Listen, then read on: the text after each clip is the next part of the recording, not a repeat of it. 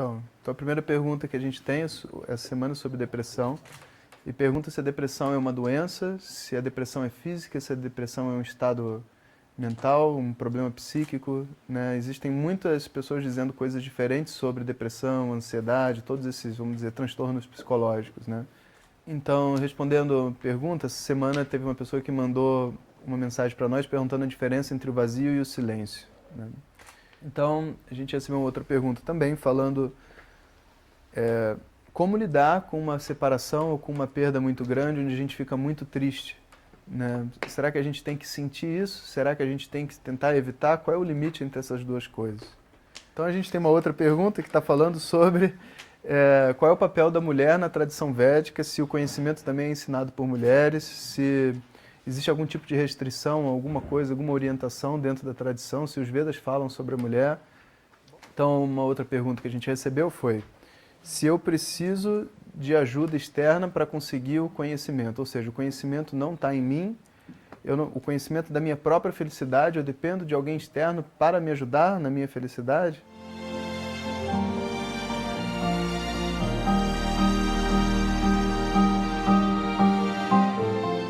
Então, a primeira pergunta que a gente tem essa semana sobre depressão, e pergunta se a depressão é uma doença, se a depressão é física, se a depressão é um estado mental, um problema psíquico, né? Existem muitas pessoas dizendo coisas diferentes sobre depressão, ansiedade, todos esses, vamos dizer, transtornos psicológicos, né? A verdade é que a gente tem que entender que o físico, o energético e o mental estão interconectados. Se uma pessoa começa a ter um determinado problema físico, esse problema físico vai de uma hora ou outra abalar a forma como ela pensa, a forma como ela vive e a forma como ela, sabe, se estimula em trocar energia com o mundo. Se ela tiver um problema na mente dela, ela pode somatizar um problema no mundo físico. Então, a gente nunca vai dizer que uma doença é física, mental ou energética. As doenças, elas vão sempre abalar todos os três níveis. O que a gente vai tentar entender é, para aquele caso específico, daquela pessoa, naquela situação, qual é a origem.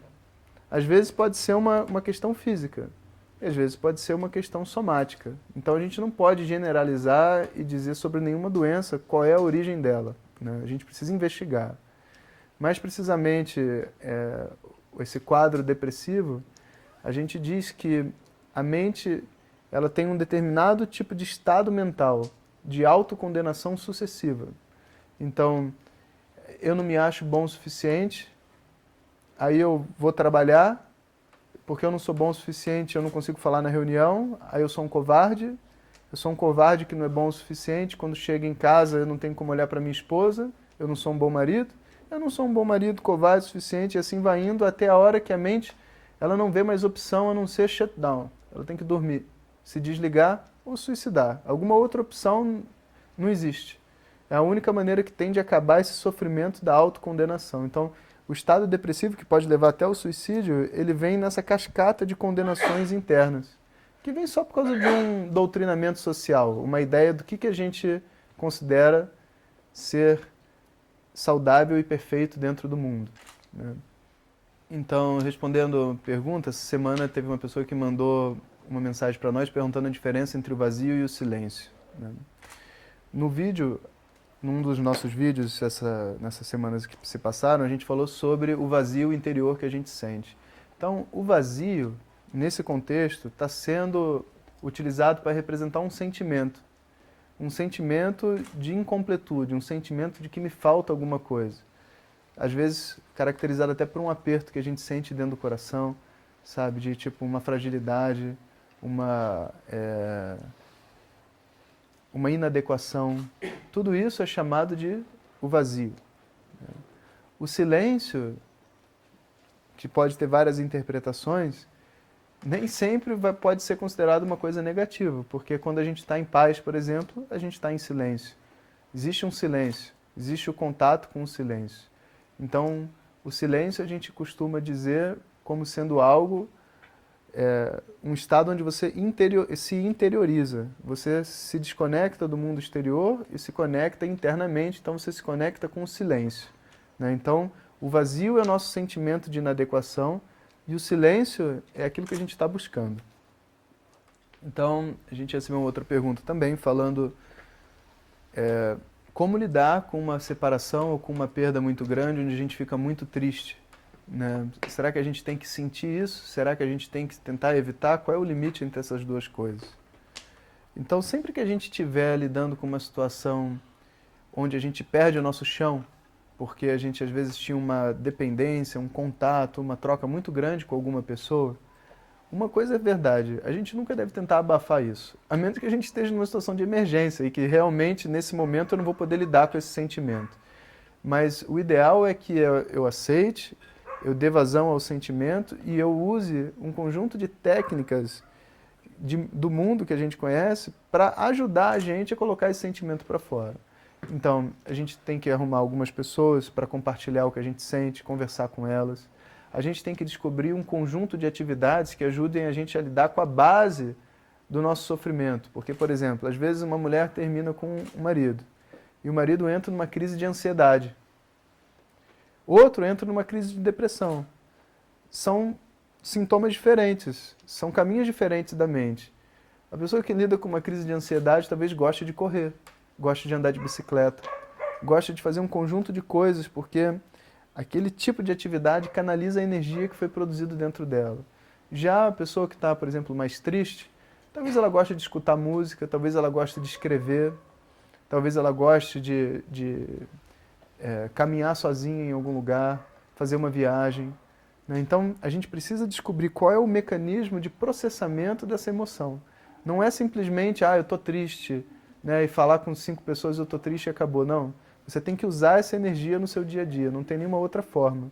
Senão ela se estagna em você e você fica com aquele sentimento de prisão, sabe? Então a gente tem uma outra pergunta que está falando sobre qual é o papel da mulher na tradição védica, se o conhecimento também é ensinado por mulheres, se existe algum tipo de restrição, alguma coisa, alguma orientação dentro da tradição, se os Vedas falam sobre a mulher. Bom, então, pela sua pergunta, eu consigo ver que existe um certo preconceito interno contra a mulher, né? A mulher e o homem, do ponto de vista da tradição védica, eles são 2 participantes de um estilo de vida, né?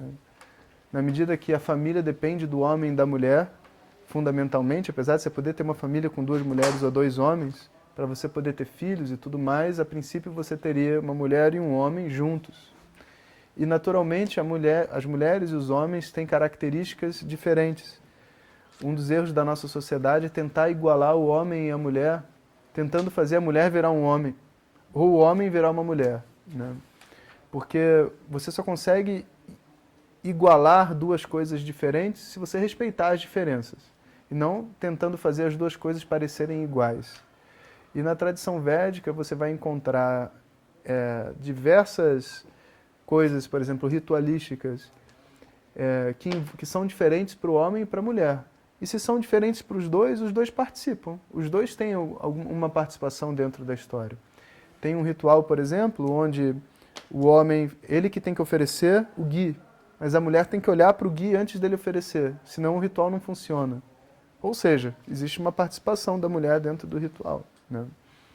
E tem várias outras colocações assim. E é claro que todas as sociedades, incluindo a indiana, passaram por vários momentos, inclusive de diminuição do papel da mulher.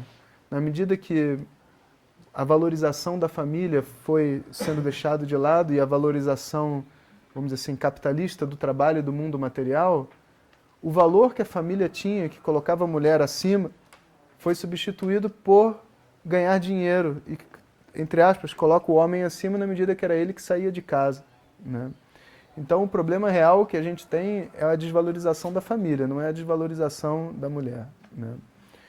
Quando a gente analisa dentro dessa perspectiva, a gente tem que olhar de uma outra maneira, que o ser humano, ele não é homem ou mulher, é um ser humano, entende? E vão ter homens com características femininas, mulheres com características masculinas, e isso não diminui nenhuma das 2 partes, entende? Isso é uma coisa assim difícil para a gente ver, porque a gente às vezes tem um senso de ser reconhecido, de fazer parte da sociedade, envolvendo alguns conceitos que nem sempre é aquilo que eu carrego dentro de mim, sabe?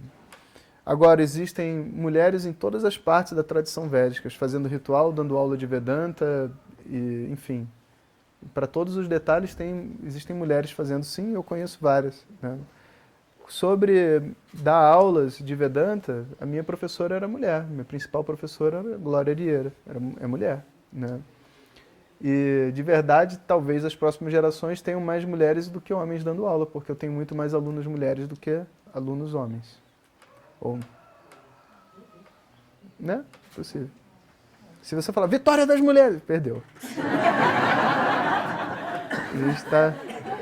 A gente não acaba com um preconceito dando outro preconceito. Só temporariamente. Entende? Então, uma outra pergunta que a gente recebeu foi se eu preciso de ajuda externa para conseguir o conhecimento. Ou seja, o conhecimento não está em mim, o conhecimento da minha própria felicidade, eu dependo de alguém externo para me ajudar na minha felicidade? Então eu vou fazer a pergunta ao contrário. As pessoas estão felizes? Porque se elas estiverem felizes, elas não precisam de ajuda. E se elas já tiverem a resposta para a felicidade dela, ela não precisa de uma ajuda externa. Mas o que a gente vê não são as pessoas, entre aspas, felizes. Né? No máximo, as pessoas elas estão, vamos dizer assim, sobrevivendo. Né? A felicidade que a gente busca e que a gente vai atrás através desse estudo, ela não está disponível para mim, porque se tivesse, eu não estaria indo atrás.